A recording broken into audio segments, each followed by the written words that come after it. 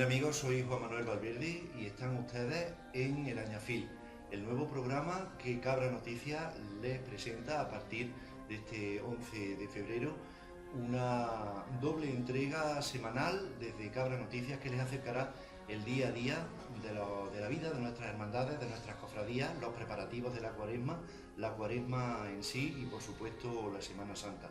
Estaremos, como digo, aquí con ustedes desde Cabra Noticias, desde este que será desde hoy nuestro cuartelillo particular, Vintage, en la calle José de Silva número 4, con numerosos invitados. Visitaremos también numerosas casas de hermandad, talleres artísticos y lugares que estoy seguro de que les resultarán de lo más interesante para tomar el pulso a lo que es la vida de nuestras hermandades y cofradías en Cabra. Y sin más dilación, vamos a presentarles el programa de hoy que, como muchos de la serie, constará de dos partes. Una tertulia que versará acerca de un tema interesante y la primera entrega de la Vuelta de los Clásicos de Pasión, un programa que de la mano de Mateo Olaya continuará después de 7 años acercándonos a los grandes hitos de la música de procesión. Pero vamos a presentar esta primera tertulia ya, un debate que mantendremos con los invitados que a continuación les presento acerca de la vigencia, de lo obsoleto o no de nuestras hermandades y cofradías. Están con nosotros don Zacarías Romero, el expárroco de la Asunción y Ángeles, y arcipreste de Lucena, Cabra y Rute. Gracias por su presencia, padre Zacarías. También está con nosotros Francisco Mesa, presidente de la Agrupación General de Hermandades y Cofradías de nuestra ciudad. Bienvenido, Paco. Hola. Lourdes Pérez Moral, historiadora, autora de numerosas publicaciones, buena parte de ellas centradas en nuestras hermandades y cofradías. Bienvenida, Lourdes. A ti muchísimas gracias por la invitación. Antonio Ramón Jiménez, nuestro querido Antonio Ramón, miembro de un sinfín de hermandades, de cofradías. Él es también presidente de la Fundación Aguilar y Eslava y además autor también de numerosas publicaciones en el ámbito cofrade. Bienvenido, Antonio Ramón. Gracias, soy tesorero. Tesorero. Pues queda hecha la rectificación. Y también está con nosotros David Herrador, hermano mayor de la cofradía del Cristo de la Sentencia y Nuestra Señora de la Paz. Bienvenido, David. Muchas gracias. Pues estamos ya en tesitura de hablar de un tema obvio, porque ¿qué vamos a contar a nuestra audiencia de nuestras hermandades de pasión y también de gloria, que también saldrán a relucir? ¿Qué nos vamos a contar? ¿Qué no saben ya? Seguro que muchas de las cuestiones que se reflejen en el programa de hoy les resultarán novedosas.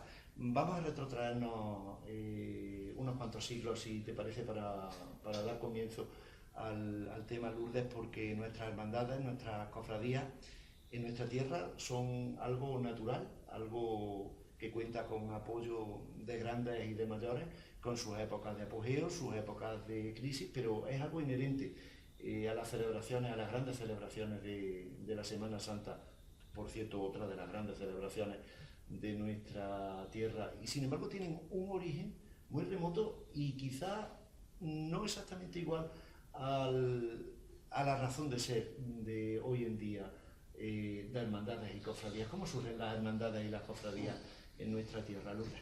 Bueno, yo sí creo que es algo consustancial, ¿no?, a nosotros, ¿no? Las hermandades sí mantienen, yo creo que dos características que hoy todavía continúan, siguen siendo manifestaciones de fe pública en la calle, que surgen en el siglo XVI, ¿no?, en sus diferentes advocaciones, y que hacen algo que hoy verdaderamente es bastante necesario en las cofradías y hermandades de nuestra ciudad y por extensión en general, como es la asistencia. La gente pues se asociaba en esos momentos porque, por desgracia, casi el 98% de la población lo único que podía hacer era sobrevivir, no tenía una asistencia privada, ya fuera en términos material como espiritual, y de ahí el estar cercano a una cofradía que le pudiera garantizar el enterramiento, que no podían costearse. Y claro, ese, digamos, origen primigenio, con el paso del tiempo, deriva en otra serie de factores al ser una catequesis pública en la calle y el público que está presenciando en ese momento la escena, hay que visualizárselo lo más cercano posible, y se entra en una variante de patrimonio que hoy nuestra misión es recuperar, y luego en una dinámica a lo mejor de seso, de práctica, de querer imitar en un principio la pasión de Cristo, digamos, al 100%. Esas prácticas pues no van a ser toleradas por la Iglesia, así como las salidas también nocturnas que fueron también muy criticadas. Y después eso ha derivado en otra serie de factores de folclóricos, turísticos, que es lo que hoy tenemos, pero yo sí creo en su plena vigencia, y sobre todo en el término de la asistencia, como las cofradías y las hermandades, que ya lo hacían y lo practicaban, ofrecen ahora, ante las necesidades de estos tiempos que están corriendo, pues su labor asistencial, no solo ya a sus propios cofrades, sino al público en general. Es curioso como en el tiempo de la Contrarreforma surge este movimiento que estamos comentando. Antonio Ramón, ¿qué pasa en España? Que no es exclusivo el fenómeno, pero sin embargo es sobreabundante ya desde mediados del siglo XVI, ya viene desde principios, incluso en el siglo XV, pero vamos, desde mediados del siglo XVI en España y concretamente en nuestra tierra, es algo verdaderamente digno de estudio, que lo es. La fundación de hermandades, de cofradías, de una manera casi obsesiva. Yo creo que hay un punto de partida importante, y quizá influye en todo ese movimiento que surge en torno a la asistencia.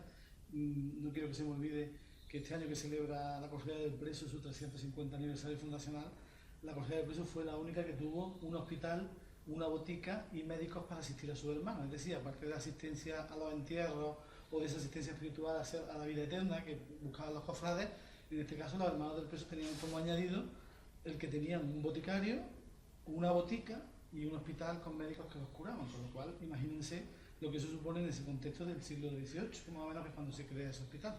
Bueno, pues junto a esta labor asistencial y espiritual, yo creo que lo que influye para que esa devoción eclosione y se una con el arte en la calle es la labor de las predicaciones.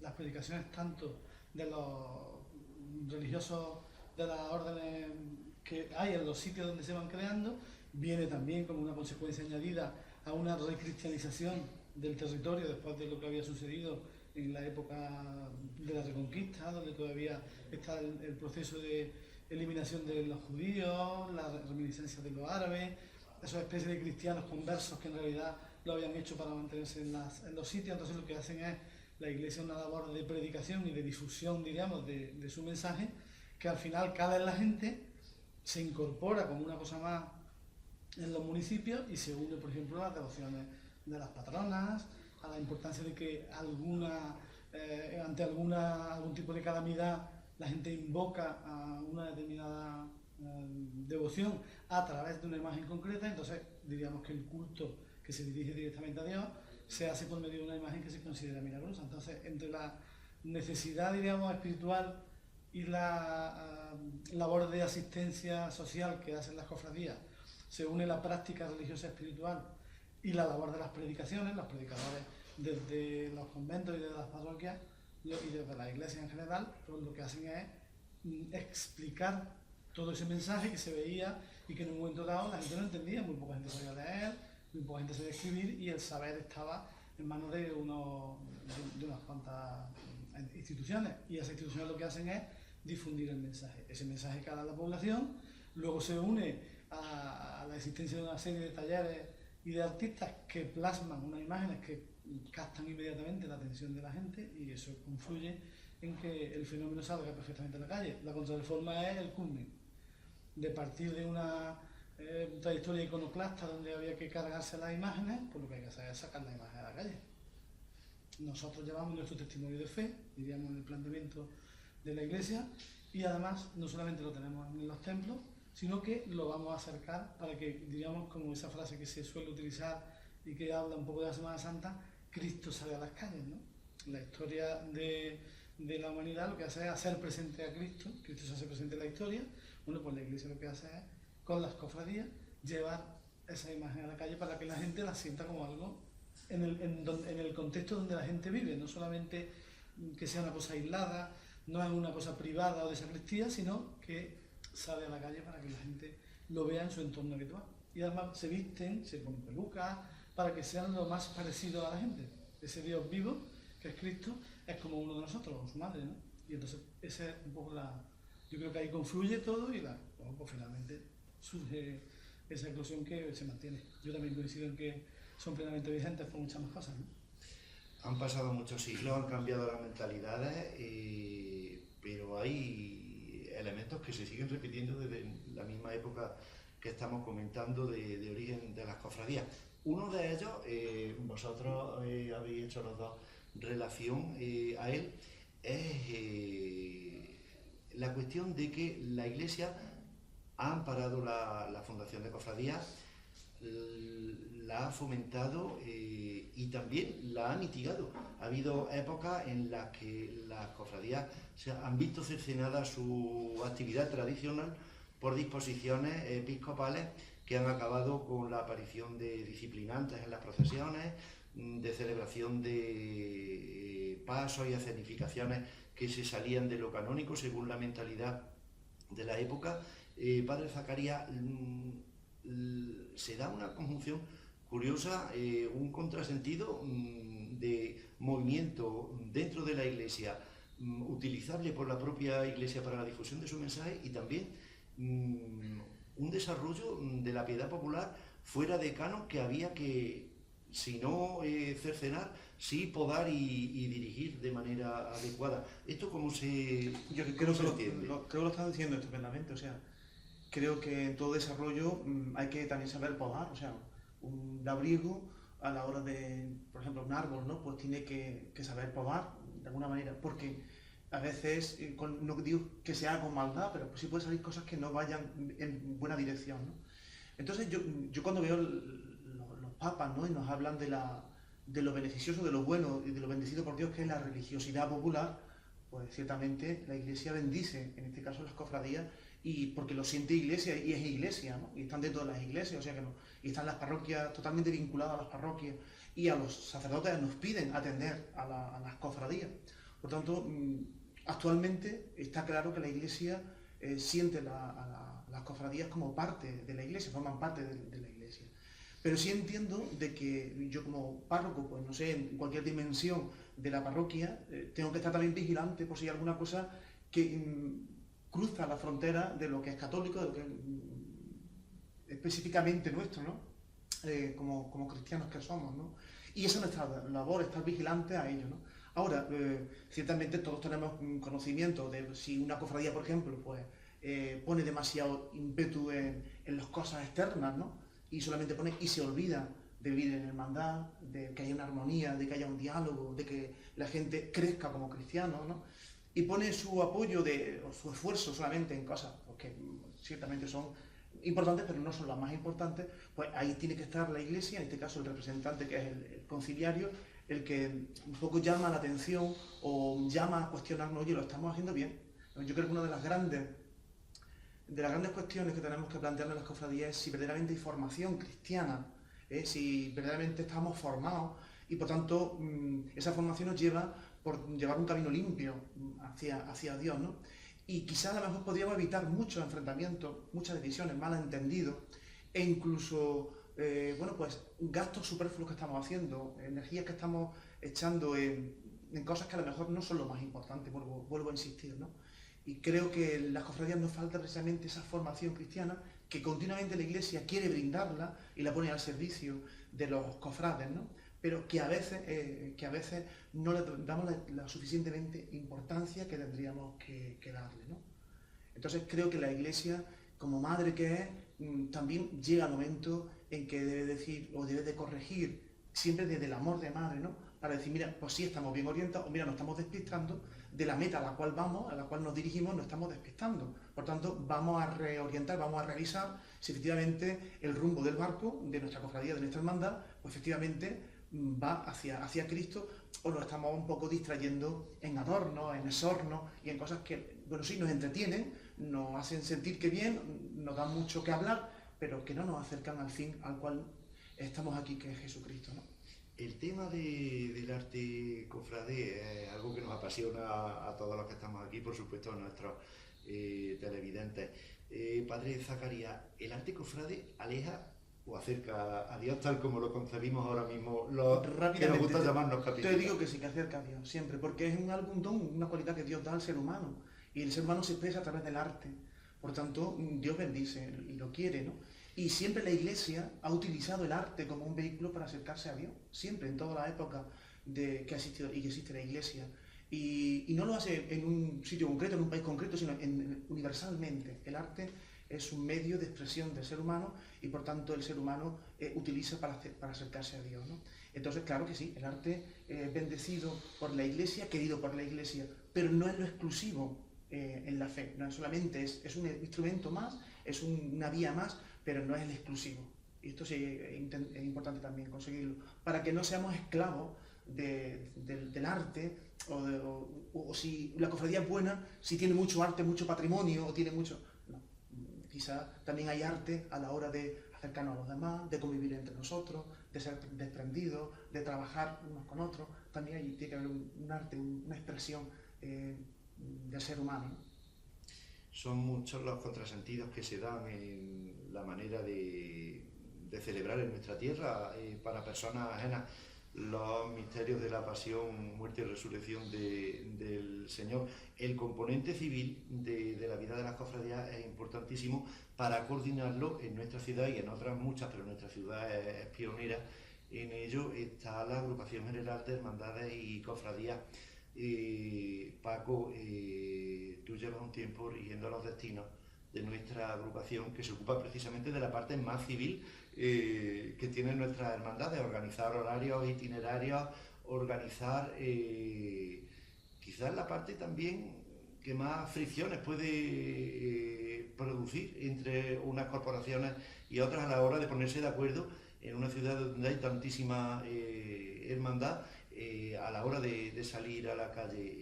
Y sin embargo, en la agrupación también hay un componente espiritual, ¿o no lo hay?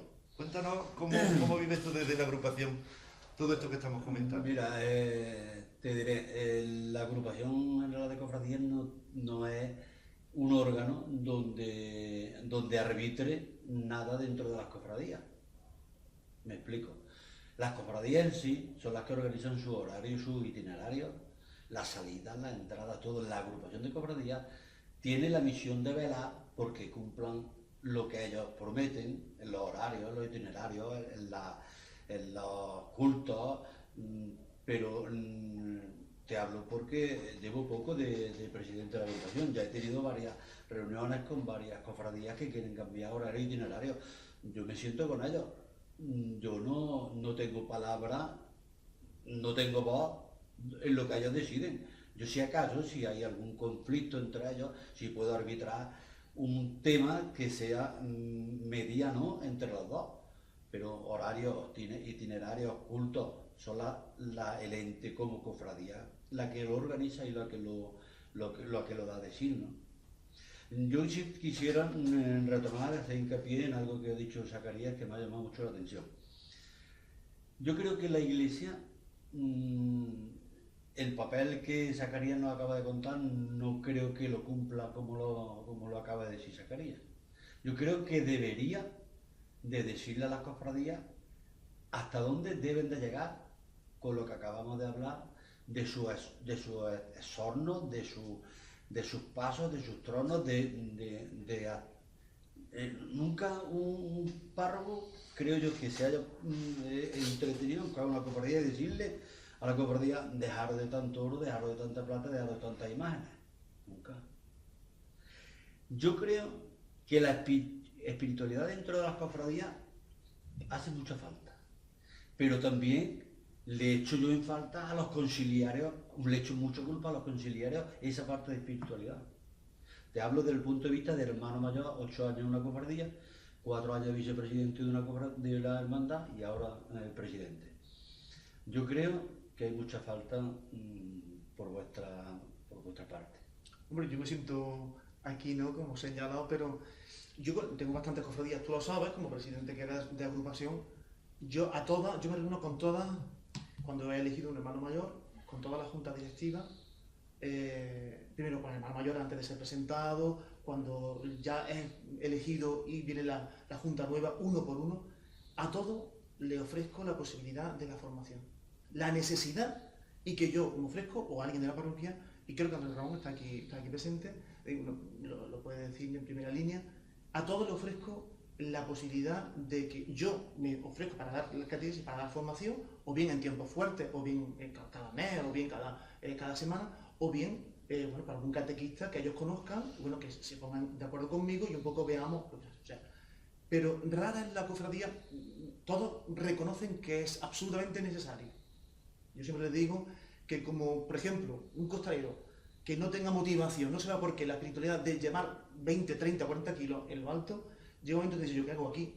Pues yo ya no vengo más veces por aquí, o cuando dos se enfrentan porque tengan dos puntos de vista distintos, pero no hay una motivación de perdón, de aceptación del otro, de lo que otro me aporta y lo que yo puedo aportar, etcétera, etcétera. Si no hay una formación, una espiritualidad, un deseo de hermandad, un vivir la fe, pues eso se rompe, eso se divide poco a poco, ¿no? Entonces yo siempre le he dado muchísima importancia a la formación porque es una de las cosas que a nosotros los obispos nos están pidiendo. Por lo tanto, yo es una canción que estoy continuamente diciendo en las hermandades de cofradía, y ya hay muchas hermandades de cofradía que gracias a Dios tienen esta formación. O sea que tengo que decirte que, si no lo sabías, que ya existen, por lo menos en mi parroquia y la cofradía que yo tengo, que tienen formación y se lo están tomando en serio. ¿Qué pasa? ¿Qué suele pasar? Que suelen ir poca gente. ¿No? Pero bueno, empezamos así, con poquita gente. Fíjate tú, los cristianos empezaron pues, con 12, empezaron, ¿no? Pues bueno, pues vamos a empezar nosotros en esa cofradía, ¿no? Pero cierto es que como mínimo la junta directiva no tengan esa formación, eso se diluye, se pierde y nos quedamos con... Me gustaría preguntarle al padre Zacarías, que es, como saben, buena parte de nuestros televidentes conciliarios de cuántas, de por lo menos 8 o 10 hermandades que radican en la asociación. Muchas más. Son muchas más, casi 20 hermandades. ¿Debe el conciliario perseguir a los hermanos No. para que acudan a esta formación, o son los hermanos los que demandan esa formación? Vamos a ver, yo como conciliario, claro, si esto se despista, esta dimensión se despista y no se requiere, no se demanda, yo tengo la obligación de decir, oye, que esto es necesario y que tenemos que buscarlo, y aquí estoy yo. Quizás no haya utilizado el verbo deber... Perseguir, lo ha dicho de perseguir. que si de hecho lo hace, o son las hermandades las que demandan participación en la formación. Quizás que como yo tengo esa canción continuamente, ya ellos cuando vienen saben que yo voy buscando también eso. Entonces, antes por ejemplo yo decía, bueno, la dimensión social, la ayuda a los demás, y está un poco adormecida la dimensión social. Ahora, pues todas las cofradías están en esto activas, ¿no? Porque es una necesidad y lo están viendo. Y cuanto más ayudan, más ven la necesidad que tienen que hacerlo. Entonces, se ha reunido el que yo lo he sugerido, yo he intentado que eso se despierte, y bueno, pues se han despertado en ello. Pues yo espero que también se está despertando poco a poco, más lento que la dimensión social, ¿no? Caritativa, pero sí está despertando ese deseo de la formación. Estoy pensando ahora mismo en varias cofradías que tienen varias personas que efectivamente se reúnen todos los meses para tener formación. Van 15, 20 personas, una vez.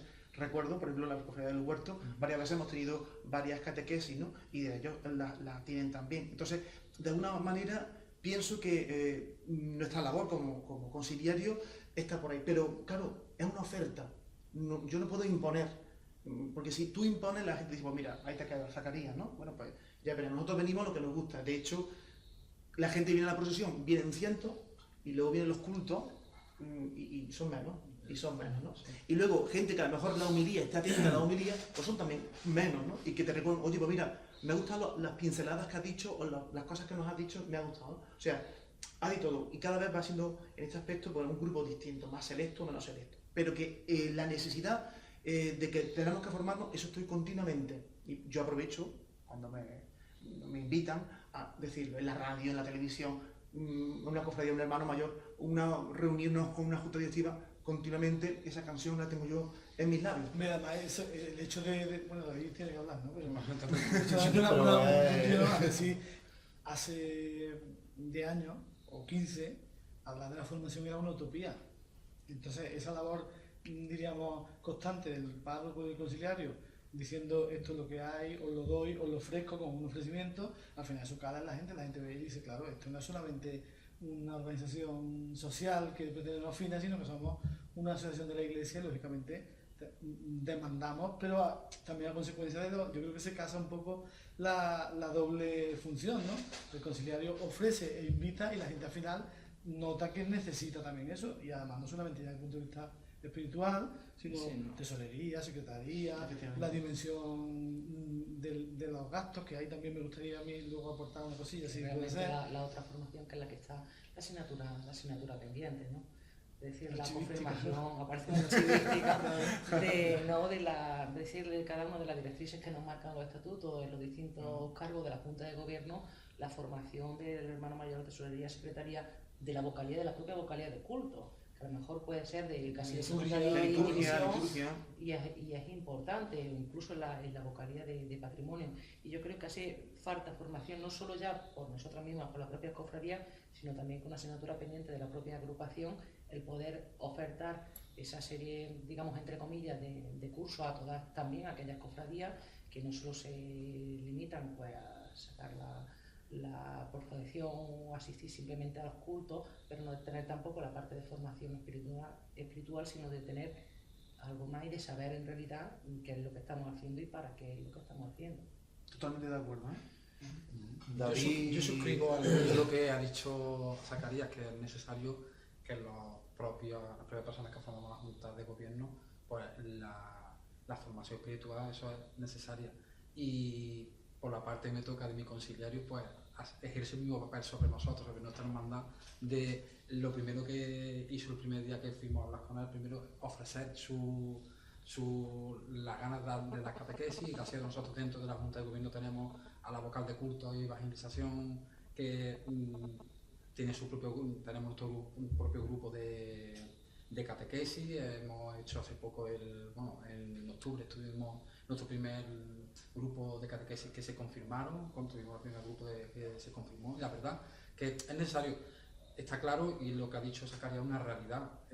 A la estación de penitencia vienen X hermanos, a los cultos vienen X menos muchos, y los que están dentro de los cultos, quien está atento de verdad, pues son X menos muchos, menos muchos. Las cosas como son, eso es la realidad, pero también yo pienso que al igual que la labor caritativa, que estaba, como tú bien has dicho, estaba adormecida. Muchos nos tachan de que, porque en distintas tertulias, pues yo he escuchado, es que antes no se echaba cuenta de la caridad. No, se echaba, yo creo que se echaba, a lo mejor no tanto porque no hacía tanta falta, ¿no? No hacía tanta falta, o a lo mejor no había esa publicidad que ahora mismo le damos a las hermandades, que muchas veces es, si no un poco fatigosa.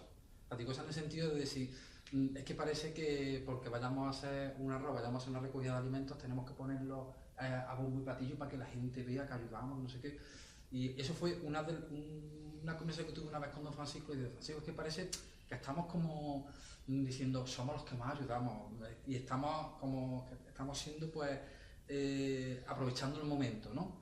Y don Francisco dijo que no, esto hay que darle la publicidad que se merece, para conseguir el objetivo, y además para también, pues, que todo el mundo, lo que es el despertar entre todo el mundo, que todos tenemos que ayudar, no solo las hermandades.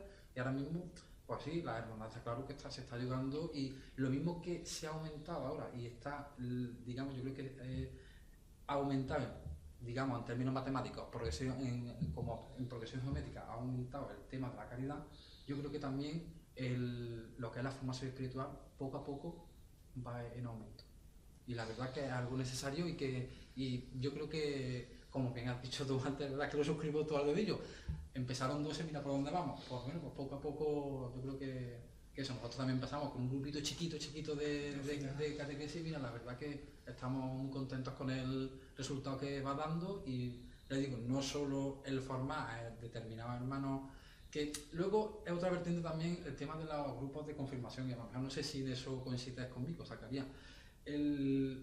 Esa masificación de los grupos de catequesis, que muchas veces pues nos da engaño, porque esa obligatoriedad que ahora se ha dado de estar confirmado, que eso no tiene que ser obligado, eso tiene que venir por lo que tiene que venir, todos tenemos que estar confirmados, pero como que ahora como que se le exige un poco más, como que es exigible a la hora de si yo quiero ser padrino de un bautizo, si quiero, mis padres quieren ser padrinos de mi hermano y demás, pues la gente, pues se nos llenan los grupos de catequesis y nosotros, oh, por Dios, cuánta gente viene, pero la verdad que la gente muchas veces es vacío, yo creo que es vacío, vienen a las clases, a las catequesis como puro trámite porque tengo que, y muchas veces lo escuchas y hay que ver con el ímpetu, con las ganas que está poniendo esa mujer o ese hombre que está impartiendo las clases, que está intentando transmitir lo que son las catequesis, pero algunos vienen, que es una pena con que esto es como el carnet de conducir, que tengo que aprobar esto, si quiero casar a mi hija, o si quiero bautizar a mi hijo, o a mi nieto, etcétera, etcétera.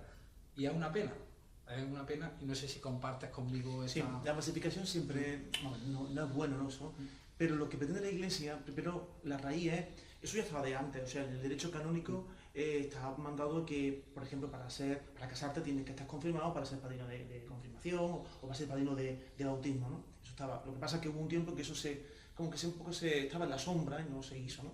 Entonces, volver a retomar, porque antes había un clima cristiano, todo el mundo pues, era creyente, tenía formación cristiana, ahora vemos que esto no es así, ¿no? Por tanto, tenemos que asegurar, por ejemplo, que si yo me quiero casar por la Iglesia, oye, que sepas lo que vas a hacer, y yo soy cristiano, vivo como cristiano, quiero ser consecuente con mi fe, y por tanto, me acerco a este sacramento, ¿no? Entonces, hay una confirmación de tu fe, ¿no?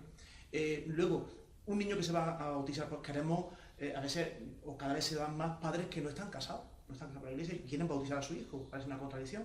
Por tanto, tenemos que buscar un contexto, un alrededor del niño que garantice una formación, una transmisión de la fe a ese niño que se le va a dar el sacramento de bautismo, ¿no? Por tanto, tener unas personas con una formación mínima, ¿no? Pero sí es verdad que cuando se acercan tantísimas personas, a mí me asusta, ¿eh? Los grupos tan grandes, porque al masificar no llega, no cala, no se vive en la cercanía, la fe, ¿no? En la profundización de la fe, ¿no? O sea, no es cuestión de decir, bueno, pues aquí estamos 5, 10, 20, 40 catequesis y se acabó esto, ¿no? Sino, yo estoy preparado, yo estoy viendo, yo acepto esto, yo lo quiero vivir en mi vida, ¿no? Yo estoy preparado para decirle sí a Cristo en mi vida y que entre a lo más profundo de mi existencia. Entonces, es un proceso, una evolución, la persona, un camino que tiene que recorrer, ¿no? La persona. Y en esta masificación, yo entiendo y lo digo, ¿no? Incluso los vicarios no quieren confirmaciones con tanta gente. No es bueno, al contrario, es contraproducente, ¿no? E incluso los sacerdotes, y esto lo hablamos mucho nosotros en la Ciprestad, los sacerdotes descubrimos que esas catequesis masivas de gente, ¿no? Que lo que vienen a afirmar e irse la mayoría, ¿no? Pues, que casi es preferible que venga menos cantidad o gente que venga motivada, ¿no? Y que salga calidad, no cantidad. Exactamente, no cantidad. De la calidad y de la caridad volveremos ahora, pero me gustaría que retomáramos el tema de lo consecuente que es que en nuestra época existan corporaciones como las hermandades, como las cofradías, y me gustaría volver también al tema de la religiosidad popular. Una manera inherente, sobre todo en nuestra tierra, de celebrar no solamente los misterios de la pasión, muerte y resurrección del Señor, sino de cualquier acontecimiento importante relativo al espíritu, la religiosidad popular y lo que de tangible, de sensorial lleva acarreado históricamente en nuestra tierra. Es como el agua que bebemos o el pan que comemos, no lo concebimos de otra manera, pero estamos en el siglo XXI, el tiempo de la tecnificación. ¿Esto cómo casa con la mentalidad moderna? ¿Es un atavismo del que no podemos desvestirnos o es positivo que esto siga existiendo? ¿Tiene razón de ser? Pues yo creo que estáis todos de acuerdo, porque el ser humano es un ser religioso por naturaleza, ¿no? Y todas las culturas cuidan su religión, ¿no? Su cultura, la cultura quiere proteger eso, ¿no? Y es que nos expresamos, y la fe nos viene por los sentidos, y el ser humano se expresa a través de estos ritos, de estos cultos, de estas acciones, de estos símbolos, porque sintetizamos pues lo que sentimos interiormente, lo plasmamos exteriormente, ¿no?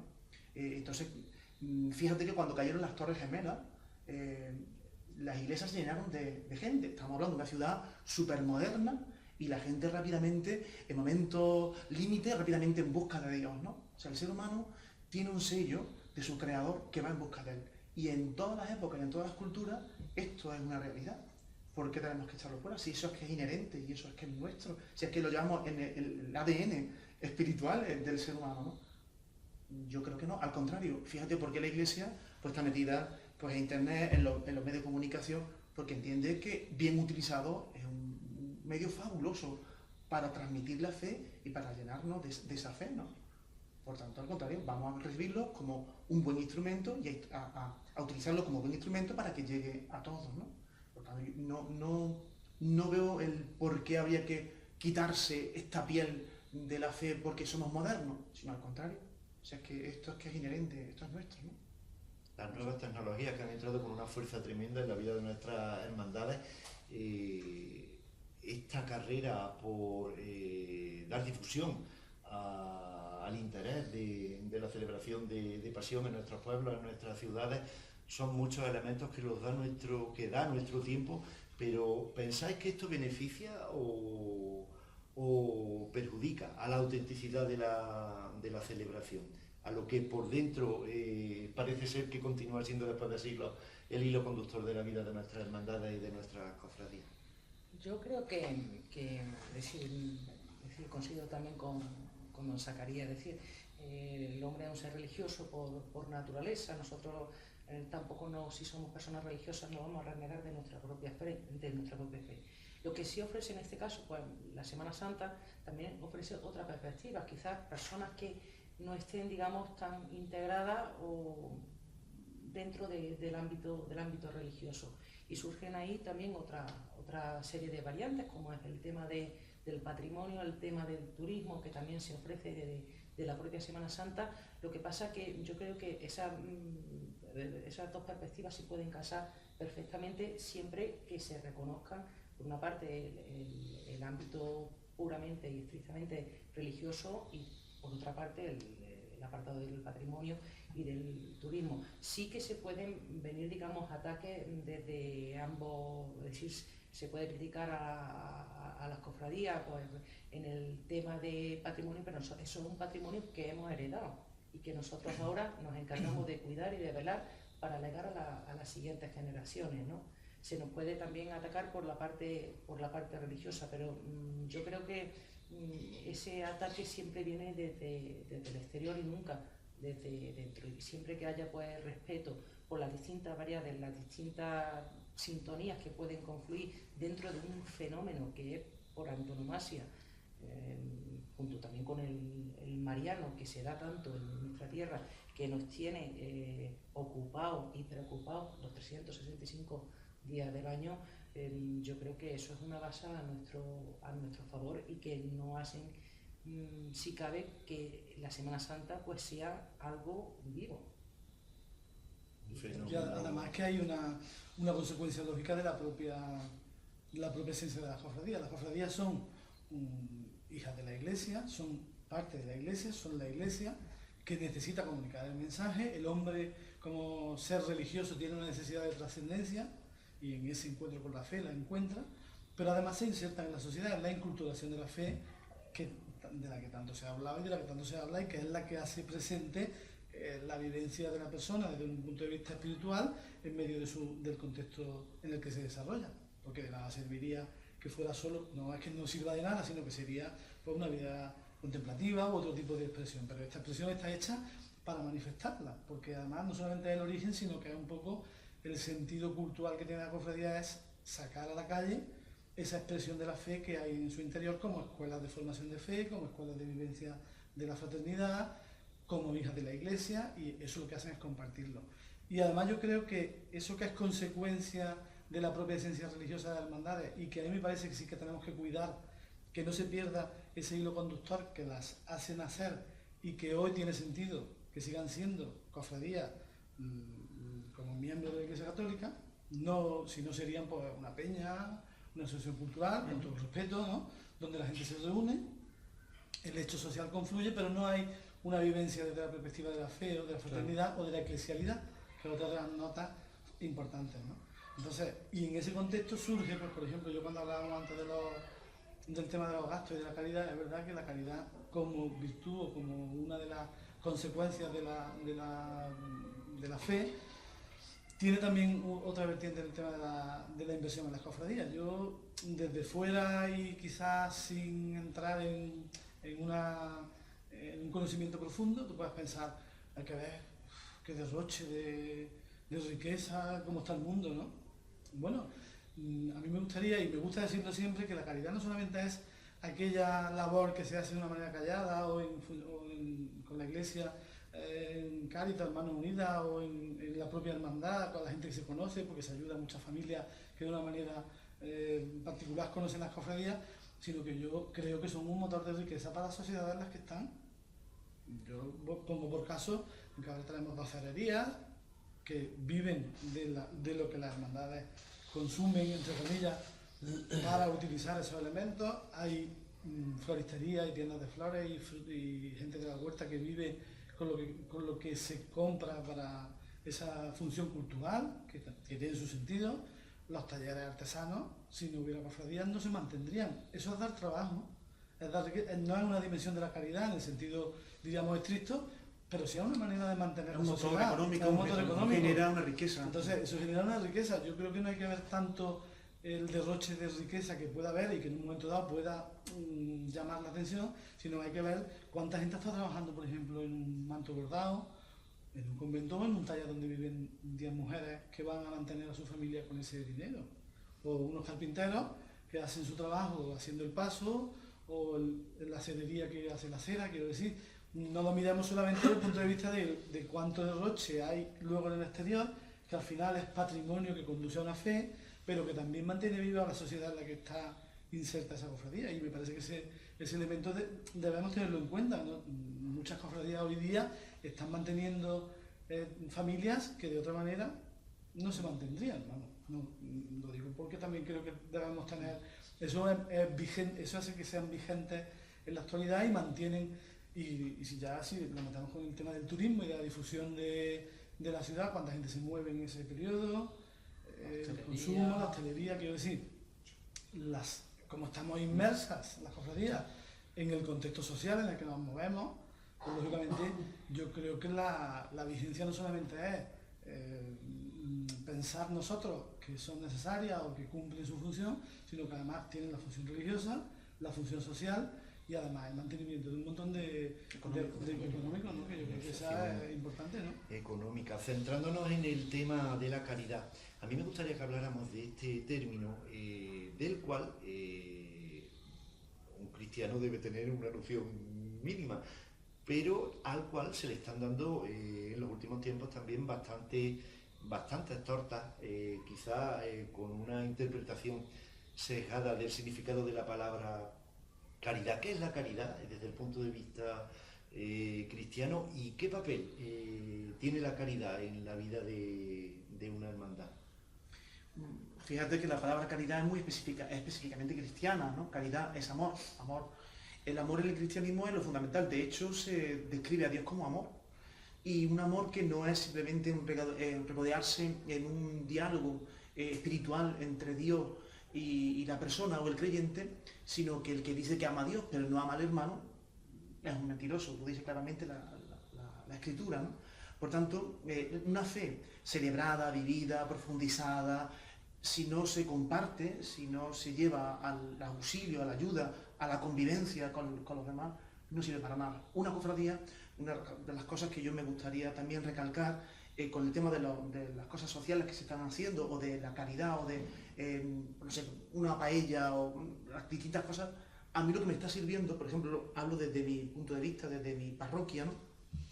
Estoy viendo cómo están ayudando a convivir las cofradías entre sí, cosas que antes cada uno hacía su cochilito por un lado, ¿no? E incluso se veían un poco como enemigas o a ver quién llevaba mejor y peor, ¿no? Pero el ayudar a esta gran multitud de personas que necesitan, y en todas las parroquias se está haciendo, ¿no?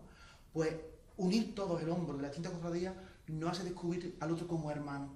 Y no solamente el hermano de mi cofradía, sino de otras hermandades y de otras cofradías, ¿no? Y aquí estamos juntos en el mismo barco que es la iglesia, ¿no? Y esto a mí me llama muchísimo la atención, de que esa caridad no solamente se redescubrir hacia las personas necesitadas y salir a las periferias, como dice, ¿no?, el Papa, a las periferias de la sociedad, salir en busca de aquellos que están más alejados y que necesitan, y que a veces son los pobres avergonzados que incluso les da vergüenza pedir, ¿no?, sino que entre nosotros también tenemos que querernos, tenemos que ayudarnos, tenemos que tener caridad entre nosotros, tenemos que acercarnos y limar las perezas entre nosotros. Por tanto, yo veo esa doble vertiente. Por un lado, que cuando trabajamos juntos nos queremos nosotros más, nos conocemos, nos queremos, nos fortalecemos como cristianos, como creyentes, y eso nos hace todavía más descubrir a Dios en los que sufren, en los que padecen, ¿no?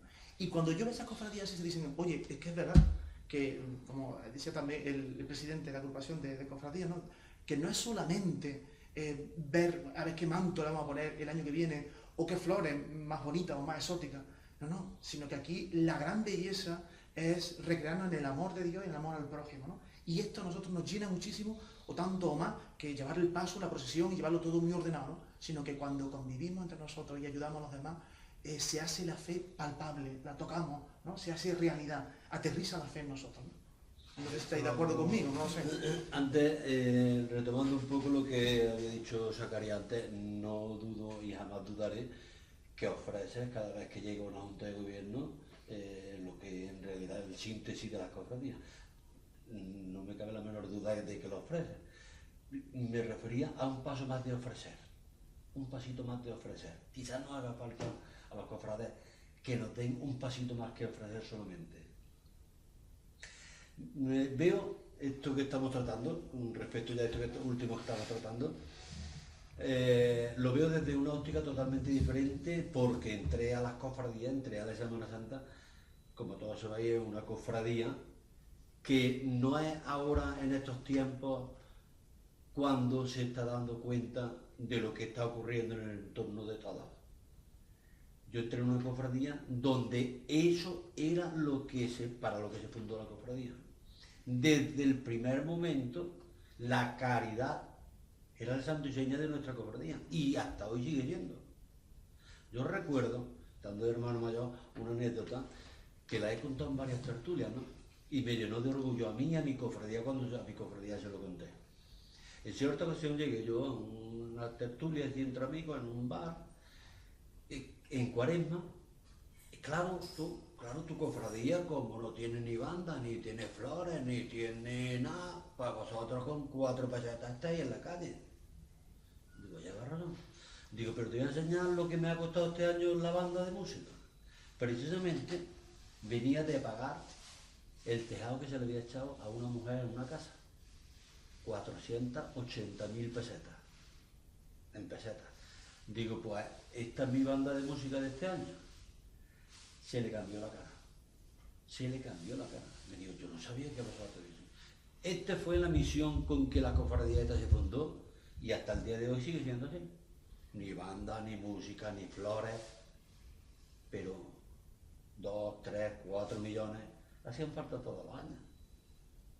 Por eso digo que estoy viendo desde otro punto de vista, desde otra óptica diferente a lo que hoy en día es la caridad motivada en todas las cofradías. Hoy, tú lo decías antes, parecía adormecida, estaba adormecida. Hoy se ha despertado, pero se ha despertado como se han despertado otras cosas por la necesidad tan grande que hay. Si no, las cofradías seguían con su caridad adormecida, porque no lo han tenido desde que empezaron las cofradías. También yo creo que claro, es que es distinto el sino, la naturaleza de la hermandad de la aspiración, como tú nos hablas, es muy distinto a las otras hermandades. Por eso te decía que lo veo desde otro punto de vista totalmente. Ahí entré yo a la claro, se ha hecho una opción distinta. Es que es una opción distinta, y nosotros sí. Yo creo que también muchas veces las distintas hermandades pues nos vemos pues abstraídos, o nos vemos pues engullidos por la necesidad, la prioridad de que nuestra primera obligación es poner la hermandad en la calle. No tenemos que poner la hermandad en la calle. Hay distintas hermandades pues que con, te voy a poner, no sé, 4 o 5 mil euros están en la calle. Sí. Otras hermandades no estamos en la calle con 4 o 5 mil euros. Que está claro que la labor caritativa, que ahora mismo la hay, antes no la había. Eso es indiscutible. Que la vía más chica, más grande, a verla, Sí, sí, claro. como las megas, como dicen, a Claro, verla. no, yo creo que se ha hecho pero digamos, en términos. más pública. Es decir, Sí. la ha habido, Eso también es verdad. Antes era la puntual hay, y ahora ya una pero que- constancia, ya una y a lo constancia. mejor, específicamente, como lo que está pasando hoy, había cofradías y hay cofradías en Cabra que lo han venido haciendo. Otra es lo que tú has comentado, se necesita pues X dinero para esto, pero tampoco no sabe si se hace o no se hace. Lo que sí está claro es que hoy, digamos, la caridad, la asistencia, sí se ha hecho pública, se ha hecho en la calle, y otra de las razones que también ha apuntado Zacarías, por lo menos en la parroquia de la Asunción, en la unión de las cofradías. Mucho. Eso sí, Y otra De cosa que yo creo que ponernos, estamos saltando un de poco ponernos de por acuerdo encima. tanto en proyectos de caridad, pero también yo recuerdo en particular de cuando se estuvo arreglando y pintando que fue, digamos, el primer acercamiento de, a lo mejor estando en la misma parroquia, estando adscrita, de la misma feligresía, que no teníamos prácticamente relación, sí a lo mejor que pudieras tener relación personal, pero no de cofradía, y que sirvió, digamos, de base de unión para decir, trabajar juntos. vamos a trabajar juntos por Y sentirse proyectos parte de comunes. una... Ha unido Por mucho donde las va cofradías, Lourdes es por donde yo quisiera ir ahora, si os parece, el capital humano que supone el colectivo cofrade, por ejemplo, en nuestra ciudad, ¿no os parece tan interesante o más que la misma cantidad que se pueda recaudar, en cantidad monetaria que se pueda recaudar a la hora de ayudar, a la hora de practicar la caridad? ¿Cuántos hermanos tienen las cofradías que pueden dedicarse viviendo en cofradía, haciendo cofradía, a ayudar a los demás, no solamente recaudando un dinero que se da fríamente y no sabemos qué es lo que se está haciendo, sino ayudando precisamente a casos concretos como se está haciendo en las cáritas parroquiales? ¿Esto se tiene en cuenta ahora mismo en las cofradías? ¿Y en las parroquias también? Yo, por ejemplo, en mi caso, le he ofertado el vehículo de Cáritas y todos han entendido que unir fuerza salimos todos beneficiados. Y entonces, no solamente decir, bueno, pues yo hago esto y te paso un dinero o te mando unos alimentos, sino que hay grupos específicos que atienden a las personas que vienen solicitando ayuda. Entonces, es un estar delante, ¿no?, cara a cara con la gente que lo está necesitando, viendo rostros, personas conocidas que tú conoces de tu propio pueblo y la estás atendiendo. Luego, gente de las cofradías que cada mes le toca a una cofradía ir a Cáritas a preparar bolsas, un día preparar las bolsas, que son más de 100 bolsas las que están preparando allí, y todo lo necesario para al día siguiente volver a ir a repartir la cantidad de estas bolsas. O sea, no es solamente un ofrecimiento, pero cada uno dice, mira, nosotros sí aceptamos esto, queremos ir a hacerlo. Pues unos se quedan en un grupo que llevan contabilidad o de Cáritas, o que llevan el tema de toda la gestión de papeleo, otros que llevan que queremos atender a la gente, y otros que van a ir a las bolsas, y cada vez que van entrando o van tocando esa dimensión de la caridad, vienen edificados, que es lo que a mí me llena, ¿no? O sea, no es de oída, no es bonito decir, toma, yo estoy por encima tuya y te doy, no, es que aquí estamos, hoy yo te puedo ayudar, pero mañana tú me puedes ayudar a mí, ¿no? Entonces esto lo vemos como hermandad. Y las mismas hermandades antes, pues se reunían, pues venga, vamos a trasladar el paso, vamos a comprar las flores. No, vamos a ir a ayudar, vamos a hacer bolsas, vamos a repartir alimentos, vamos a ir a atender a las personas. Sí, Y cambia, esa dimensión no existía antes y ahora sí existe, porque no solamente se ha ofrecido, sino que al final día ha dicho, oye, acogemos el ofrecimiento y nos metemos dentro de esta dinámica, ¿no? Antes estaba un poco disperso, eran cosas puntuales, pero ahora ya no, es que ya tengo yo un vocal de caridad, y ese vocal tiene ya unas pocas personas que cuando llaman, oye, que necesitamos ayuda, allí estamos nosotros. O ya tenemos como algo nuestro, que tenemos un grupo que tenemos que atender a la gente los jueves, los martes, tenemos que atender, ¿no? Entonces ya forma parte de la vida también de la cofradía. Y eso, cuando vayan a reunirse con los otros hermanos, les cuentan la vivencia. Entonces tirarán y arrastrarán y se va contagiando esa dimensión. Sí. Quizá estos tiempos de crisis estén ayudando, algo bueno tendrían que tener a sacar lo mejor de nuestras hermandades y de nuestras cofradías. Yo puedo decir desde vivido en primera persona. Claro, me tengo que ver a lo que estoy viviendo durante estos años ahora que estoy al frente de mi hermandad, o años anteriores que también he estado en distintos cargos de la Junta de Gobierno, pero yo creo que la mejor actividad que nosotros hemos realizado en los 2 años que llevamos ahora mismo de mandato es una actividad que hacemos, el ir puerta por puerta en el barrio de Gargall, nuestra feligresía, pidiendo alimentos. Nosotros, la hermandad, a lo largo del año hacemos 1001 actividades, siempre el objetivo, el don dinero. Y las cosas salgan mejor, salgan peor, vale, la gratificación que ha salido la cosa mejor, esta vez hemos sacado más dinero, sí, pero esa gratificación, cuando termina ese día, que estamos casa por casa, viendo la cara de la gente, que hay casas que llegan, tocan y se abre la puerta y dicen, madre mía, qué casa. Y a lo mejor ese te da, pues, algo. Pero abres casa, te abren una puerta, un ancianito o cualquier, o personas que de verdad dicen, si esta persona que hago yo aquí tocando, Dios mío, si estas criaturas están para que nosotros vengamos a darle, y te dan para ayudar a los demás. Pues esa experiencia, esa labor, esa sonrisa con la que yo he visto terminar estas 2 jornadas, estos 2 años que la llevamos haciendo, eso es lo más gratificante, el ver en primera persona, porque cambia mucho el ir mensualmente a Cáritas y a la presidenta o a la directora, a Cáritas, Tomás, esta es nuestra aportación en cuanto a alimentos, económica, lo que sea, pero ver de verdad a la gente cómo ayuda, y ya no es solo dentro, ya no están en la iglesia, ya ellos mismos no están, ni son de la hermandad, y hay personas que van, mira, yo es que voy a Cáritas, a que me den, pero te voy a dar. La verdad que eso es confortante, eso es lo mejor que nos ha pasado a nosotros.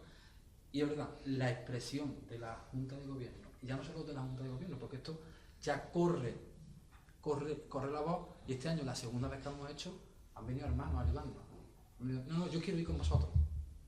Ha sido fantástico, fantástico, vamos. Y la verdad que lo que habéis dicho, de la frialdad de decir, oye, hay que agradecer, llegar, hay que tomar X cajas de fruta, vale, ahí la tenemos, estamos ayudando, pero ver de verdad las necesidades que hay, porque es cuando se ve, cuando se abren las puertas, eso es fabuloso, eso es fabuloso. Por desgracia, el tiempo se nos termina ahora que estamos pues, disfrutando tanto esta primera tertulia de Leñafil. Antes de terminar, sí que me gustaría que comentáramos cómo veis el futuro de nuestras hermandades y de nuestras cofradías. Por lo que estamos diciendo, parece que no estamos tan fuera de tiempo, aunque estemos en pleno siglo XXI ya. Pero, ¿qué futuro le veis a nuestras hermandades? Hombre, yo lo veo un buen futuro. También depende de las vertientes que la queramos ver. Si lo vemos desde el punto de vista del costalero, pues esto está abocado a algunas hermandades o algunos está abocado a volver a ruedas, no sé qué. Hay otras, también tenemos que ver pues que esto es, si no las modas o las fluctuaciones que tienen las hermandades. Hay hermandades que históricamente estaban, digamos, las punteras, por hablar en estos términos, y ahora mismo pues la verdad que no tienen no son tan llamativas en cuanto a los hermanos, en cuanto a la afluencia de hermanos, pero yo creo que en términos generales, yo creo que las hermandades tienen un buen futuro, ya no en todos los aspectos, porque ya no es solo en la labor caritativa, como hemos hablado, movemos mucho y hemos, como antes ha dicho Antonio Ramón, afortunadamente, damos de comer a muchos sectores de la sociedad, hosteleros, porque cuando llega la Semana Santa, que si tú quieres acompañar tiempo todas las hermandades, nos ponemos en la calle, la gente se pone en la calle y, oye, pues esa semana que la hostelería disfruta de la Semana Santa, pues bueno, ese momento está viviendo la hostelería de la Semana Santa. A estas alturas de siglo XXI, vuelvo a repetirlo, podríamos considerar que una hermandad entra en crisis porque no dispone de fondos para pagar una banda, por ejemplo, o se ve obligado por falta de costaleros a sacar el paso a la calle a ruedas, y sin embargo los hermanos que se mantienen lo hacen pues acudiendo, por ejemplo, puerta a puerta a recoger alimentos o acudiendo a ayudar al comedor social. ¿Se podría decir que entra en crisis, según nuestra mentalidad, una cofradía que hiciera esto? Hombre, yo no lo creo. Yo creo que las cofradías han estado y están de plena vigencia. Como todo en la vida, hay alta y baja. Lo que sí, de las cosas que han destacado, el tema de que al final, digamos, en teoría, el fin pues sea económico, y si no tienes esos medios económicos, no puedes estar en la calle. Yo creo que ahora, más que nunca, en estos tiempos que estamos viviendo y toda esta crisis que está pasando, yo creo que hay que volver a esa escala de valores primitiva que había, que por otra parte también la Iglesia nos ofrece, y a lo mejor buscar soluciones y no simplemente, si no puede ser, pues este año ya vendrán otros y podemos a su vez, pues si no puede ser, echar también mano a otras cofradías que a lo mejor estén en iguales o peores circunstancias y no ser solamente, digamos, la nuestra y de forma individual. Yo creo que es momento de aprender, y ya te digo, si no puede ser en la calle, si puede una cofradía perfectamente hacer tributar su culto y a su vez pues ayudar a otras cofradías que a lo mejor estén en iguales circunstancias que nosotros en su terreno. Paco, padre de Zacarías, ¿podríamos augurar otros 400 o 500 años de historia hacia el futuro a nuestras hermandades? Yo entiendo que la fe que se va adaptando a todas las culturas y a todos los tiempos, ¿no? Por tanto, tiene una purificación, la tiene que haber. Y es como la flor que se va despojando de esas hojas ya secas, ¿no? O ese árbol que va de un año a otro, va perdiendo las hojas, pero luego van saliendo otras, ¿no? Yo creo que tiene que haber una evolución dentro de las cofradías y ellas mismas darse cuenta qué es lo que demandan los hermanos, qué necesitan para poder seguir subsistiendo, qué cosas son anecdóticas o son meramente son adornos y qué cosas son fundamentales para asentar la hermandad de la cofradía. El hecho de que es un año o dos o lo que sea no pueda salir una hermandad a la calle, tiene que ver también descubrir la cofradía, que eso no es lo más importante, de si salen o no salen a la calle, sino la vivencia interior, el grupo de gente, el que sea un lugar, un espacio de crecimiento en la fe. Y entonces, bueno, pues no sacarán externamente, que tiene su labor de una catequesis en la calle, de salir a la gente y transmitirle una fe, todo esto. Y luego la dimensión, bueno, pues turística, etcétera, etcétera. Pero si no hay esa raíz cristiana, ese lugar, ese grupo humano cristiano que quiere crecer en la fe, desaparecería, ¿no? Por tanto, eso es lo que tienen ellos que cuidar y creo que todos tenemos que cuidar, cada uno desde su punto de vista, ¿no? Podrán tener más o menos cosas, más o menos patrimonio. Y ahí tenemos, bueno, pues, cofradías que ahí están, ¿no? Pero es importantísimo que la fe perdure y que se adapte a las distintas épocas, a los distintos momentos de la historia, como hasta ahora ha hecho la fe. Quedarse una hermandad, una cofradía sin salir a la calle.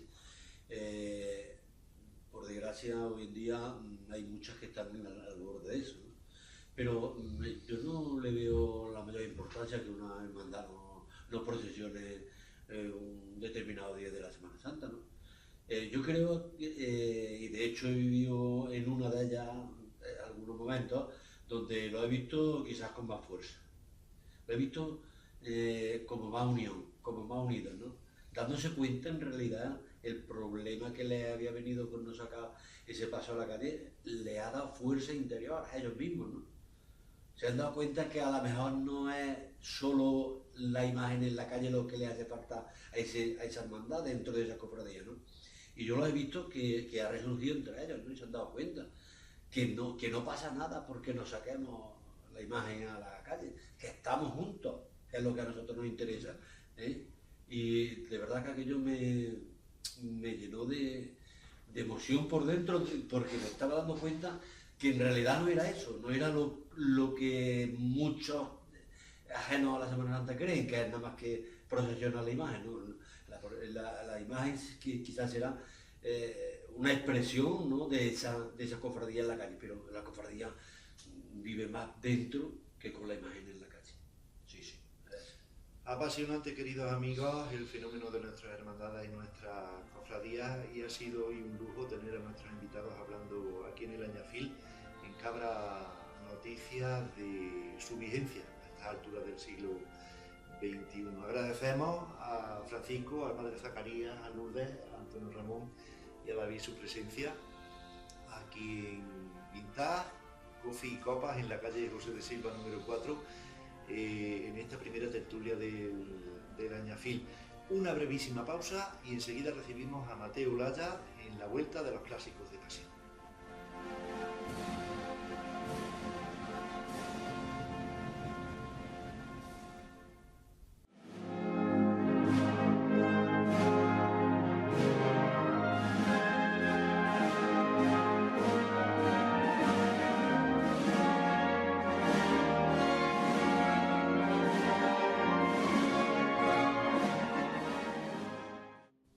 Bien amigos, pues continuamos aquí en Vintage, Café y Copas, en la calle José de Silva, nuestro cuartelillo en el Añafil.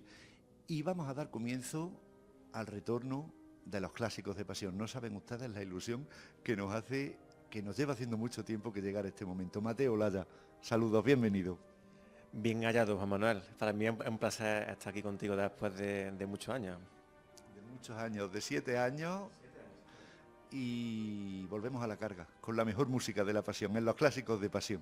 Al menos eso vamos a intentar hablar como, bueno, los oyentes que nos seguían entonces, ¿no? En esos años que fueron del 2004-2007, que fue cuando tú y yo estuvimos haciendo los programas de clásicos de pasión.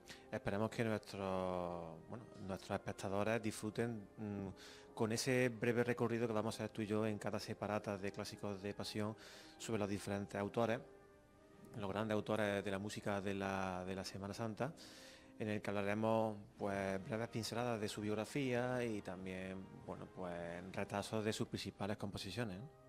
Mateo Olaya nos acompañará, como decíamos al principio del programa, semanalmente en los clásicos de pasión, y son para los habituales seguidores del programa, decimos, hace ya 7 años han pasado muchas cosas desde entonces, ¿verdad, Mateo? Se ha compuesto mucho, se ha interpretado mucho. La cosa es que desde que me propusiste volver contigo para retomar nuestro proyecto común de clásicos de pasión, lo primero que pensé en en las cuántas cosas han cambiado en la música profesional. Y es que desde el 2007 hasta este año, en 7 años, han pasado muchísimas cosas en el mundo de la música profesional. Yo me acuerdo cuando hacíamos el programa de clásicos de pasión de que nos lamentábamos de que tal marcha no estaba grabada, y pues he hecho un repaso breve y hay ya muchas marchas de Farfán, de Gámez, de Braña, que en estos últimos 7 años se han incorporado al registro discográfico. También han surgido una serie de publicaciones de libros muy interesantes, como una de Francisco Javier Gutiérrez Juan, director de la Banda Municipal de Sevilla. Se han hecho proyectos de conciertos, de conferencias. En el 2007, que fue cuando tú y yo hicimos, por circunstancias, el último programa de clásicos de pasión, se celebró durante todo ese año el centenario del nacimiento de Gámez La Serna. Se ha publicado un libro con la obra, vida y obra de Germán Álvarez en Belvedere. Han surgido muchísimos discos en toda esta vorágine de la música profesional que año tras año va cobrando mayor importancia. Y entonces, pues por eso también tiene que volver clásicos de pasión, para que nos actualicemos y pongamos sobre la mesa todo esto último que ha surgido. Y entre otras muchas cosas celebraremos un cumpleaños muy especial, un cumpleaños de patrimonio musical que se ha convertido pues en un referente. Empezó siéndolo ya, todo hay que decirlo y lo saben sobradamente nuestros amigos dentro del estudio, de la clasificación, de la difusión, de tantas cosas, de la música, de la gran música de procesión, pero es que son ya 10 años de patrimonio musical. La verdad que sí, que son 10 años ya, parece mentira, de la creación de un proyecto de unos jóvenes locos que éramos hace 10 años, aficionados, y bueno, algunos nos dedicamos en nuestros ratos libres a la investigación de la música profesional. Patrimonio musical nace eso, con el fin, con el objeto de difundir la música profesional, no solamente las marchas conocidas, sino de dar más valor y que darle más peso específico a una serie de marchas que estaban olvidadas, y compositores que eran completos desconocidos para la mayoría de los cofrades y de las cofradías. Y parece mentira, pero ya han pasado 10 años desde que ese proyecto naciera en Sanlúcar de Barrameda. Es curioso que salió de 2 personas, Domingo y mi amigo José Manuel Castro Viejo. Nació en Sanlúcar de Barrameda, luego se trasladó a Sevilla, donde allí vive la mayoría, digamos, de los participantes del proyecto, y luego otros jóvenes locos, como yo digo, que estábamos en Córdoba, en algunos sitios como Jaén, Málaga, Cádiz, pues nos fuimos uniendo al proyecto, y en estos 10 años estamos satisfechos con los logros que se han conseguido. Todos son logros altruistas, pues nosotros no vivimos de eso, ni lo pretendemos. Y por ese motivo, por los 10 años que se han cumplido, que se van a cumplir en todo este año, se van a hacer una serie de actividades, y dentro de poco, pues todos los internautas verán una imagen renovada de la página web. Eso es una novedad. Patrimonio Musical va a presentar una imagen renovada de la página web y algunas sorpresas más que esperemos que nos den ese nuevo impulso para seguir trabajando. No dejaremos de hacer referencia a patrimonio musical, pero vamos rápidamente a presentar el objeto de la primera entrega de la nueva etapa de los clásicos de pasión. No podía ser otro, Mateo, don Manuel López Farfán. Sí, porque cuando planteamos sobre qué compositor íbamos a hablar en el primer programa, lo teníamos muy claro tú y yo. El hecho de que fuera Manuel López Farfán, porque bueno, fue a raíz del cumplimiento del centenario de una de sus primeras marchas, Per Nostra, cuando nació la idea de hacer en Radio Atalaya los programas de clásicos de pasión, así que veíamos lo más idóneo empezar por este compositor, que bueno, aparte de la anécdota de que corresponden con los inicios nuestros, es uno de los grandes compositores, uno de los pilares de la música profesional, toda la historia de este género, y vamos a hablar un poquito de este variopinto compositor, de este singular músico, grandísimo músico, que sin él no podríamos entender la música profesional tal y como se concibe hoy en día. Gracias a él, pues nos ha llegado a nuestros días un tipo de marcha profesional que si él no hubiera existido, seguramente no la tendríamos.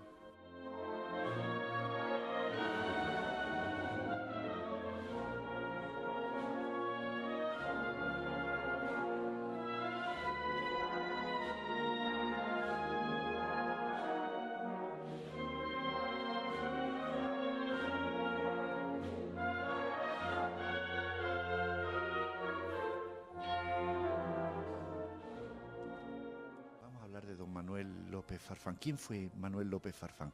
Vamos a hablar un poco de sus inicios en el mundo de la música de procesión. Pues Manuel López Farfán es un músico que nació en el año 1872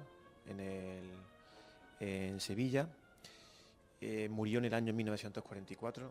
Su inicio empieza los estudios en el asilo de mendicidad de San Fernando, que es lo que luego da lugar a la banda municipal de Sevilla. Inicia pronto sus estudios musicales y se enrola ya en todo lo que es el estudio de la música dentro del ámbito militar. Eso era algo muy común, que a finales del siglo XIX y en todo ese tercio del siglo XX, e incluso en la mitad del siglo XX, muchos músicos se metieran dentro del cuerpo del ejército para cursar sus estudios de música, y eso es lo que hizo Manuel López Farfán. Manuel López Farfán llegó a Córdoba, donde empezó a estudiar y a desarrollarse como músico en la banda de música del Regimiento de la Reina número 2 en Córdoba, una banda que luego al paso de las décadas la dirigiría Gámez La Serna, un gran compositor. Y López Farfán allí en Córdoba recibe clases magistrales de Juan Antonio Gómez Navarro, el maestro de capilla de la Catedral de Córdoba durante muchísimos años, un gran músico, un gran organista, que además dejó mucha huella en López Farfán, así que en ese sentido siempre me gusta recordar esa huella cordobesa de López Farfán, que siempre la tuvo, especialmente en sus primeras marchas de Semana Santa. Y a finales del 19 es cuando ya López Farfán adquiere, digamos, la plaza de músico mayor del ejército, que es lo que equivale al grado de director de banda de música militar o banda de música en general. Primero dirigiendo la banda de música del Regimiento de Granada número 34 y luego posteriormente tomando la batuta de la archiconocida y famosa banda del Soria 9. Y dirigiendo la banda del Soria 9 pues se tira ya muchísimas décadas, primero lo destinan a dirigiendo otra banda a Santiago de Compostela, pero luego vuelve a Andalucía, en concreto a Sevilla, aproximadamente sobre el año 1919-1920, para dirigir la banda del Soria 9. Y ahí es donde Farfán, si bien antes, a principios del siglo XX, finales del XIX, compone una serie de marchas de Semana Santa, cuando ya coge la batuta de Soria 9 es cuando se produce toda esa revolución y renovación del género a través de una serie de marchas suyas. Decimos que fue un gran renovador y lo fue prácticamente desde sus primeras obras, ¿verdad, Mateo? Yo creo que sí. Hay que destacar que su primera obra, En mi amargura, que luego se retituló y se dedicó al Cristo de la Exaltación de la Hermandad de Santa Catalina de Sevilla, Esperanza, al Santísimo Cristo del Amor, al Santísimo Cristo de la Expiración, son marchas que entran dentro del canon de marchas fúnebres, marchas solemnes, muy inspiradas en toda la corriente musical que existía en España en finales del siglo XIX, una música muy parecida, por ejemplo, a la que hacía Eduardo Lucena, un compositor cordobés que también hizo marchas procesionales. Una música, unas primeras marchas que si la comparamos con las de su maestro, Juan Antonio Gómez Navarro, que escribió 2 marchas, también se parecen muchas. Entonces, como digo, son marchas de carácter romántico, marchas fúnebres, marchas solemnes, pero que no tenían por qué ser necesariamente tristes. Yo voy más al término de marchas solemnes, ¿no? De marchas del romanticismo. Pero en 1904 escribe Spes Nostra, una fantástica marcha, una de las primeras marchas que se le dedica a la Macarena, y allí es cuando mete la pincelada de un solo de Fliscorno, entonando una saeta, pero lo hace también Farfán dentro de, digamos, de sus originalidades. Farfán concibe en la partitura que esa marcha, el solo de Fliscorno, se toque, digamos, traslocado, para explicarnos, que el fliscorno esté en el otro extremo de la banda de música, que el fliscorno no se encuentre interpretando esa parte como un instrumento más integrado en la banda, sino que la banda está en un sitio y el fliscorno está apartado, en otro extremo, digamos como intentando simular el eco en lontananza de una saeta, ¿no? Muchas veces vemos como los pasos llegan, se alejan y de fondo escuchamos una saeta. Entonces Farfán buscaba ese efecto del fliscorno situado un poco más alejado de la banda para que diera la sensación de una saetilla que se está interpretando pero de forma alejada, ¿no? Como un eco. Y es de las primeras marchas que se conocen que incluyen la saeta. Sí es verdad que en composiciones anteriores sí existen giros. Es muy difícil que compositores del siglo XIX no tuvieran giros de saeta, porque la saeta es una música que se ha interpretado en la Semana Santa desde tiempos inmemoriales, ¿no? No es algo de los últimos 100 años. Pero ya Farfán creo que fue de los primeros compositores que la incluyen expresamente. Y luego ya vienen los años 20.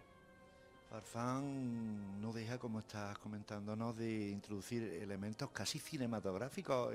Podemos escuchar cualquier marcha de Farfán, incluidas estas primeras que nos comentas, fuera de contexto, y se nos está representando, tiene esa capacidad de que se nos represente en la mente lo que estamos viviendo. Pero no para aquí la novedad de Farfán, ya desde el principio, porque no deja de introducir coros, instrumentos nada habituales en la música de banda. Este hombre fue un portento desde muy joven. Sí, yo creo que le tuvo mucho apego desde los inicios a un tipo de marcha descriptiva, ¿no? Sin ser poema sinfónico, un poema sinfónico es mucho más descriptivo que una marcha en sentido estricto. Un poema sinfónico es más lo que hacían los Fons, ¿no? Amargura y Soleá, Dame la mano son marchas muy descriptivas en forma de poema sinfónico. Farfán era más de marcha en sentido estricto, pero sí es verdad que a sus marchas las dotaba de una serie de medios y de recursos muy descriptivos. Por ejemplo, en 1921 escribe la primera marcha, ya estando en Sevilla con la banda de Soria 9, escribe El refugio de María, una marcha dedicada a esa magnífica dolorosa de Sebastián Santos, la Virgen del Refugio, del barrio de San Bernardo, un barrio al que estaba muy ligado Farfán.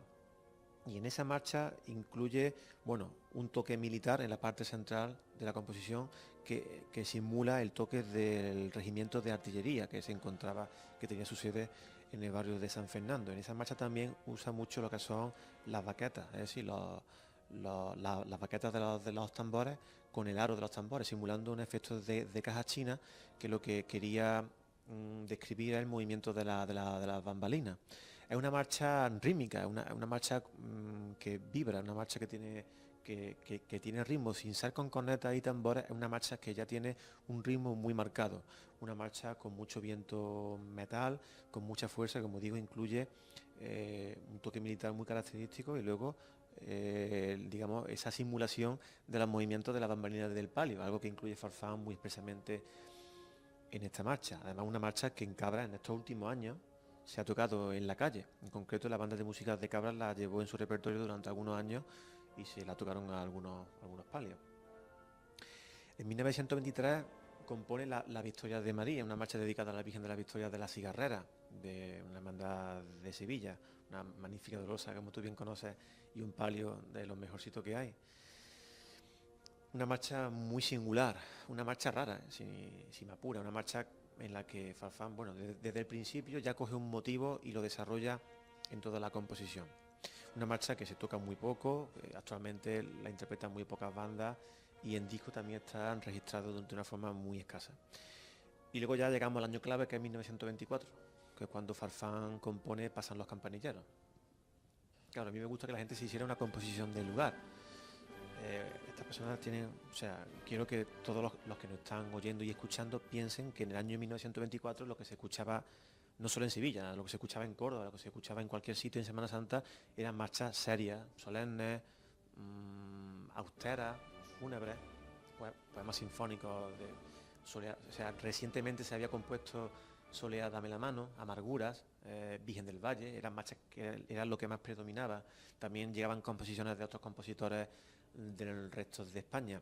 Y llega un señor, Farfán, y le da por componer Pasan los campanilleros, que como todos saben es la antítesis de una marcha fúnebre. De buena primera, el domingo de Ramos del año 1924, la banda del Soria 9 interpreta, tras el palio del Socorro, una marcha que es Pasan los campanilleros, con lo cual el escándalo que se formó en ese momento fue importante, chocó mucho, y Farfán no solamente con esta marcha, sino con otras que escribió después, se creó una serie de enemigos porque esas personas entendían que esa no era la estética que debía regir al acompañamiento musical en Semana Santa.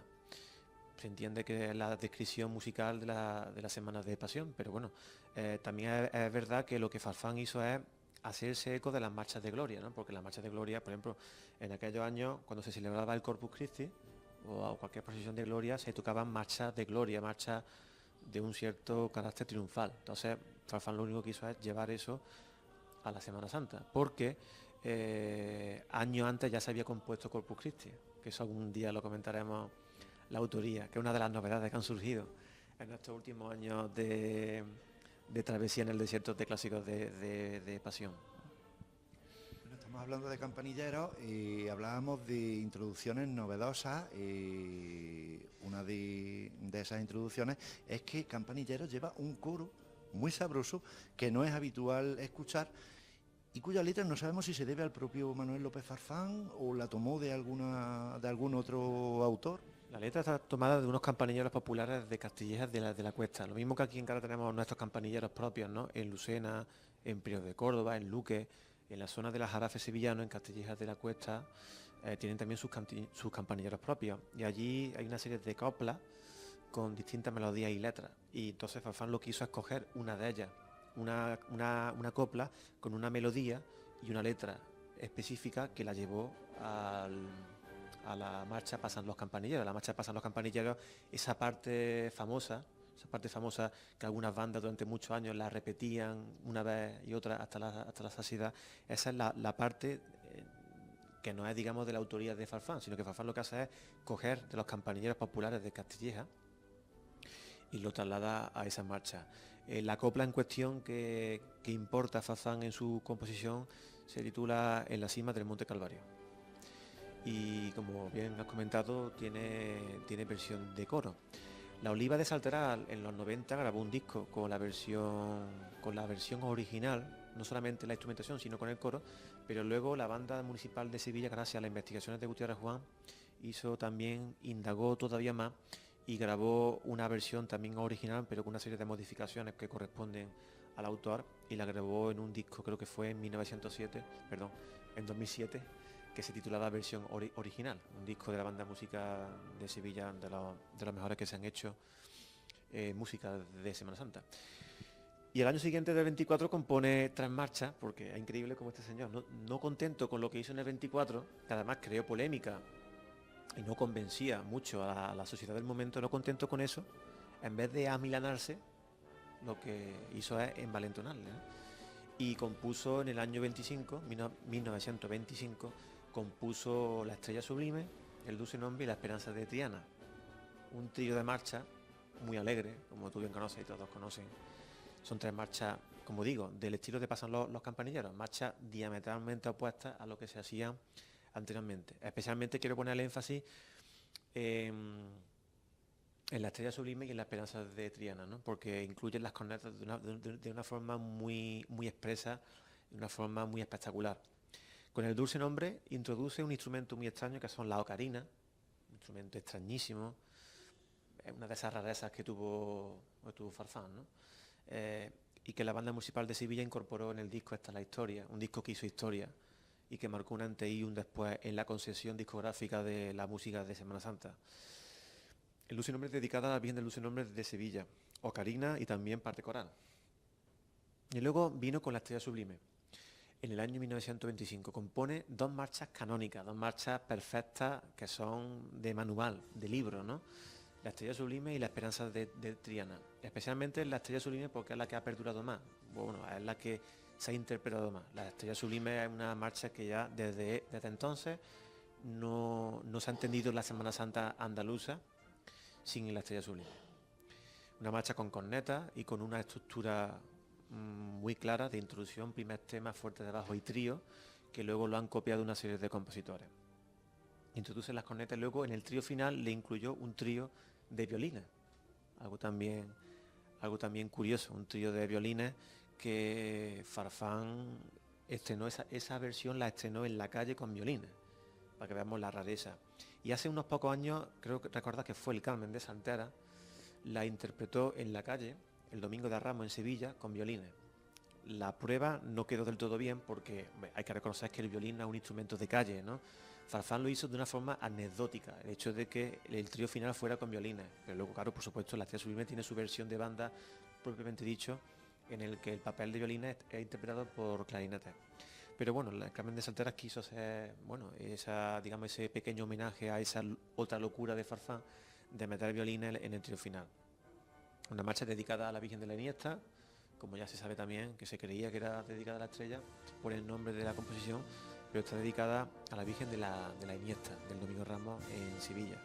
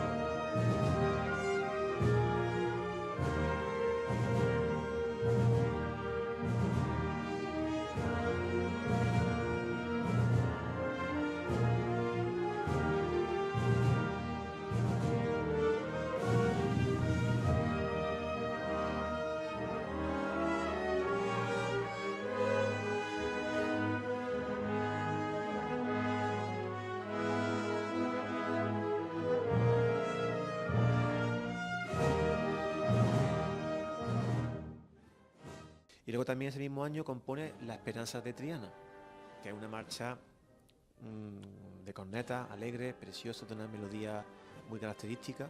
Incluso tiene un juego de cornetas, como tú bien sabes, muy peculiar, ¿verdad?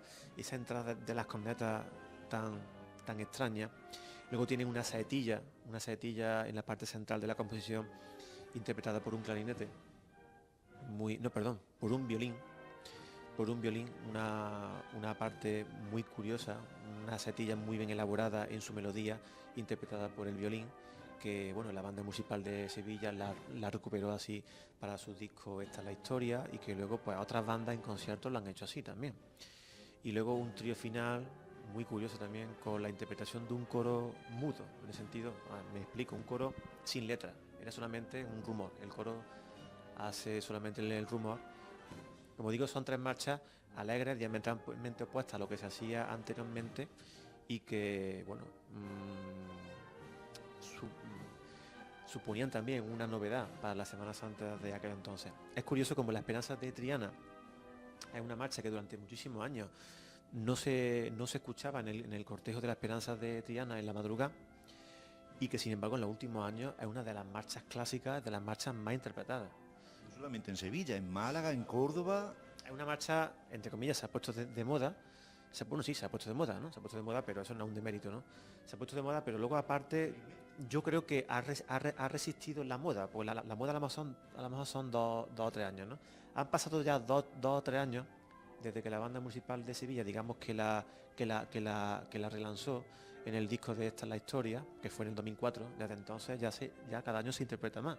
Entonces ha pasado de ser de moda a sentarse en los repertorios, ¿no? Porque actualmente en Cabra es una marcha muy frecuente en los acompañamientos de la banda de música de Cabra, de la banda de música de la Cigarrera, de la banda de música de Tu Amino de Cañete de las Torres, de cualquier formación musical, muchas ya incluyen La Esperanza de Triana. Y es curioso como una marcha tan bonita, tan bien hecha, tan popular, tan directa, porque llega muy bien al oído, haya estado muchísimo tiempo sin tocarse, como olvidada, ¿no? Era una marcha muy olvidada.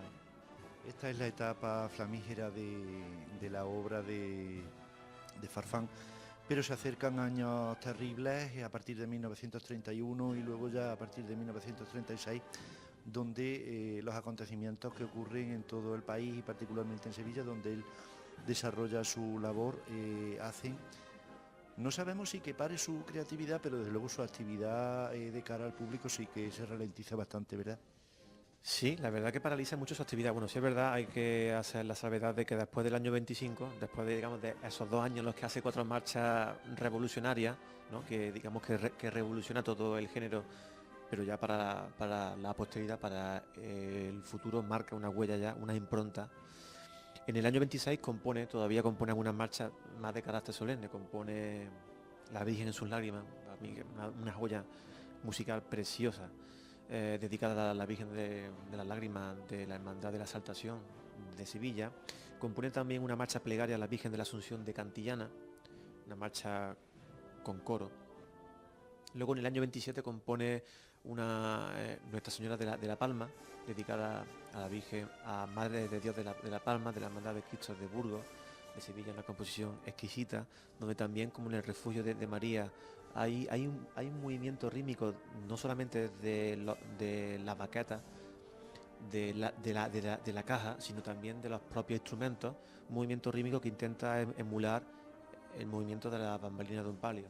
Y también escribe Nuestra Señora de Mayor Dolor, dedicada a la Virgen, a la titular de la Hermandad de Carretería.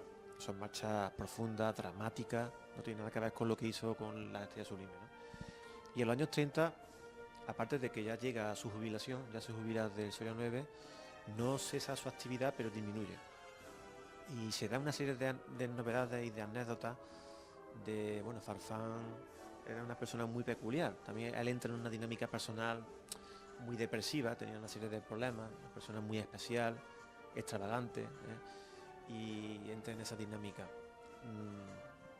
Aquí incluso se intensifica también su composición para otros géneros y se dan curiosidades como que, bueno, con la República, Farfán compone para el régimen, ¿no? Le hace guiño al régimen de la República, al sistema de ese momento, y cuando llega la guerra civil y hay un cambio de mando, pues Farfán también le hace un guiño a la otra. Él jugaba, por así decirlo, a dos bandas. Le hacía guiños musicales a uno y a otro. Era curioso también. Puede responder a un instinto de supervivencia, ¿no? Porque era un músico que buscaba sobrevivir en unos años muy complicados y por eso pues escribió para dos cosas muy diferentes. En el año 35 compone La Semana Mayor, una marcha extrañísima, una marcha que incluye mucho lo que es la percusión. La percusión tiene hasta su propio discurso, hay compases enteras dedicadas a la percusión y es una marcha que se le ha escuchado a la soledad recientemente, por eso hablamos de los últimos años, han pasado cosas así. El año que vino la banda de música de la Aspiración de Málaga se tocó la Semana Mayor a la altura, si no recuerdo mal, de la Plaza de España, del Ayuntamiento, no a la altura de la misma plaza, sino un poco más abajo, ya casi llegando al Ayuntamiento, ¿no? Se le tocó a cargo de la banda de música de la Aspiración, una marcha muy curiosa. Una marcha también con coro, una marcha dedicada, digamos, a todas las cofradías de Semana Santa de Sevilla por Farfán. En el año 38 compone Impresión de Jueves Santo, una marcha que está subtitulada como El Santo Cristo del Gran Poder, una marcha dedicada al Gran Poder, con una parte vocal en concreto para tenor, una marcha también muy bonita.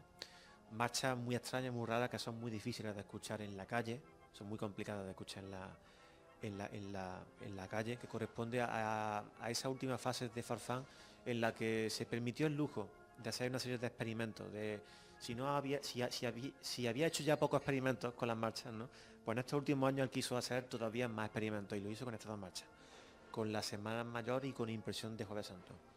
Y en el año 39 compone su última marcha de Semana Santa, expresamente de Semana Santa, titulada El Cristo de la Salud, dedicada al crucificado de San Bernardo, magnífica talla del crucificado de San Bernardo. Una marcha de un cierto carácter triunfal, sin corneta, y que corresponde con su última marcha. Él falleció en el año 1944 en San Juan de Alnafarache, donde se le rindió tributo hace ya también algunas décadas. Y bueno, Farfán ha sido un compositor que, salvo las marchas en las que hemos puesto énfasis, salvo La Estrella Sublime, La Esperanza de Triana, Los Campanilleros y El Refugio de María, que últimamente se toca más, el resto de marchas se toca muy poco, ¿no?